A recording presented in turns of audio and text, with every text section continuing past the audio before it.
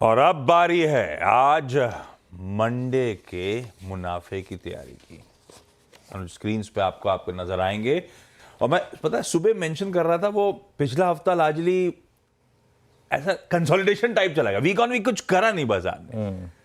पर ये हफ्ता कैसा रहने वाला है, कुछ अपफ्रंट अगर पता चल जाए मूड मॉल कैसा रहेगा या क्या इंपॉर्टेंट है, तो थोड़ी तैयारी हो जाएगी। गुड मॉर्निंग आपको। Good morning Ashish. Veeru good morning.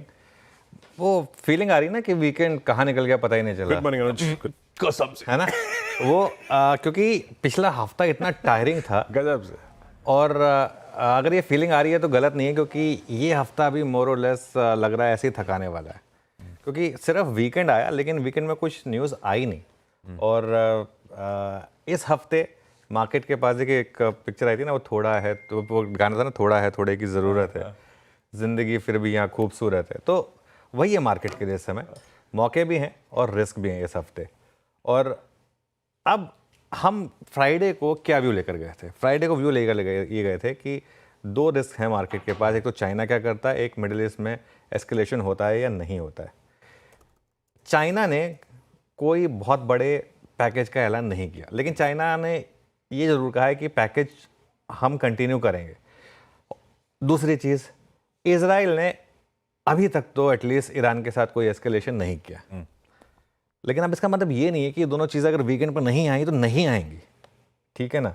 Weekend पे इवेंट नहीं होने का मतलब ये नहीं है कि नहीं होगा। दोनों फैक्टर अभी भी एज इट इज़ इंटैक्ट है।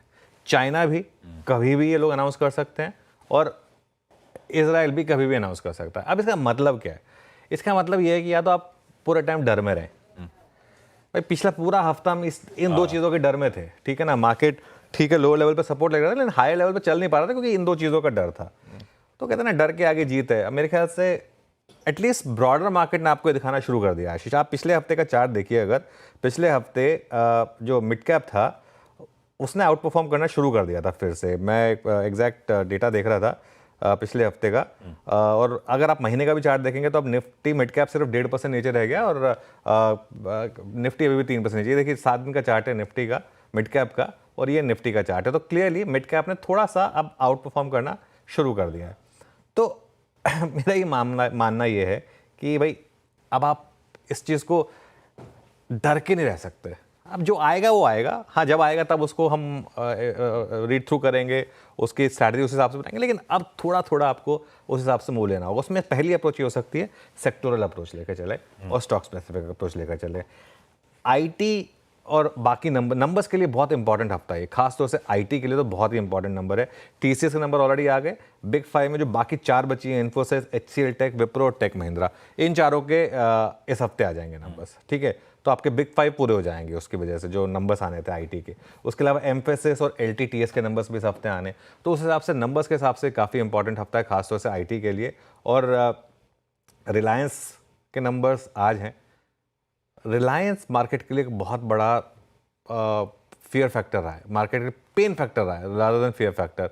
कहाँ 3200 होता था इसका भाव एजीएम के आसपास, कहाँ अब ये 2700 पर आ गया। अच्छा, और एक और चीज़, रिलायंस तो पहले से ही गिर रहा था। रिलायंस ऐसा नहीं कि अब मतलब जब ओवरऑल मार्केट गिरी तो उसमें तो और गिरा, लेकिन रिलायंस ने पहले गिरना शुरू कर दिया था। तो काफ़ी ये स्टॉक गिर चुका है, इस पर भी हमारी नज़र रहेगी। मेरा ये मानना है कि जब तक निफ्टी डिसाइड ना कर ले इसको क्या करना है, तब तक आप इंडिविजुअल स्टॉक्स में फोकस करें। इस हफ्ते मुझे लग रहा है आपको इंडिविजुअल स्टॉक्स में अच्छी ट्रेड्स मिलेंगी। पिछले हफ्ते शुरुआत हुई थी उसकी, पिछले हफ्ते सेकंड हाफ से मिड कैप चलने शुरू हुए थे। मेरा ये मानना है कि इस हफ्ते शायद मिड कैप्स आउट परफॉर्म करें, हो सकता है ऑल टाइम हाई भी लगा दे मिड कैप इंडेक्स इस हफ्ते। निफ्टी के लिए 2 इंपॉर्टेंट लेवल हैं आशीष। पहला है लोअर लेवल, रीसेंट लो 24,694। अगर आप इसका निफ्टी का 1 महीने का चार्ट देखेंगे तो उसमें आपको वो लो दिखाई दे देगा 24,694 का, जो आई थिंक हमने करीब 1.5-2 हफ्ते पहले लगाया था। ये फ्राइडे का है, 2 हफ्ते के चार्ट में दिख जाएगा 24,694.3 अगर आपको प्रिसाइज लेवल चाहिए तो।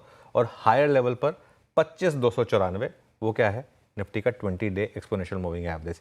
अगर गिफ्ट निफ्टी वहाँ खुलता है जहाँ पर ये इस समय दिखा रहा है, तो हम इस समय एग्जैक्टली इस रेंज के मिडिल पॉइंट पर हैं, ना 10 पॉइंट ऊपर ना 10 पॉइंट नीचे, एग्जैक्ट मिडिल पर हैं हम इस रेंज के।